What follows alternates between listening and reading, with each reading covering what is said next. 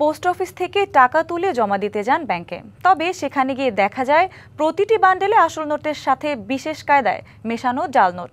এমন ঘটনা ঘটেছে শেরপুরের প্রধান ডাকঘরের 2 গ্রাহকের সাথে। তবে দপ্তরের হিসাব বিভাগ দায়িত্ব নিতে রাজি নয়, আর পোস্টমাস্টারের আশ্বাস তদন্ত করে ব্যবস্থা নেয়ার। তবে এমন ঘটনার পর উদ্বেগে গ্রাহকরা। শেরপুর সদর উপজেলার গনই মমিনাকান্দা গ্রামের ষাটোর্ধ্ব নারী শাহিনা বেগম 7 অক্টোবর 3 বছর মেয়াদী একটি সঞ্চয়ী আমানতের মেয়াদ শেষ হলে ডাকঘরে যান টাকা তুলতে।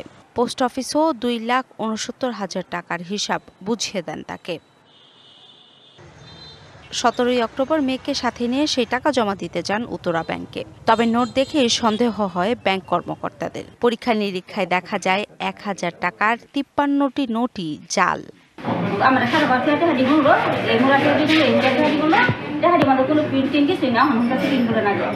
53টা পিস আমি জাল নোট পেয়েছি, উদ্বোধন কর্তৃপক্ষের কাছে এর জন্য দাবি জানাইছি।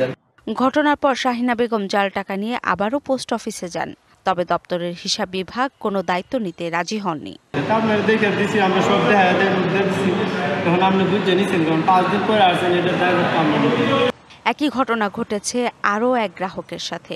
গত বৃহস্পতিবার একটি কোম্পানির বিক্রয় প্রতিনিধি ডাকঘর থেকে 2,43,000 টাকা তুলে সোনালী ব্যাংকে জমা দিতে গেলে সেখানেও 25টি জাল নোট ধরা পড়ে। 3-4টে পরপর বা 2-3টে পরপর একটা করে জাল নোট। এইভাবে যখন আমি পেলাম 25টা এক প্যাকেটে, ম্যানেজার স্যারের কাছে নিয়ে আসলাম যে কী করা যায়। তখন ওনারা এটা ড্রেস ট্রই করে ওনাদের কাছে দিছে এবং ওনারা ওদের কাছে স্টেটমেন্ট নিছে। বিষয়টি জানার পর তদন্ত শুরু করেছে পোস্ট অফিস। জাল টাকার বিষয়ে ঘটনাটা শুনছি, শোনার পরে সেকশনের যে অপারেটর আছে তার সঙ্গে আমি ব্যাখ্যা চাইতেছি, কি ঘটনা ঘটছে এটা জানার চেষ্টা করতেছি।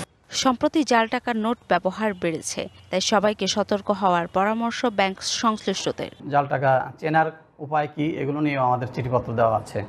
তারপরেও এই ঘটনার পর থেকে আমরা আরও ব্যাপকভাবে এটা প্রতিরোধ করার জন্য, সতর্কতা অবলম্বন করার জন্য সবাইকে আমরা ব্যবস্থা নিব।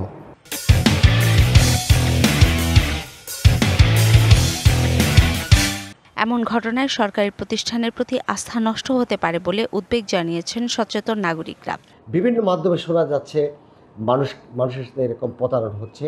আমরা রাষ্ট্রের নিরাপত্তার স্বার্থে এই বিষয়টি গুরুত্বের সাথে দেখার জন্য প্রশাসনকে অনুরোধ করছি।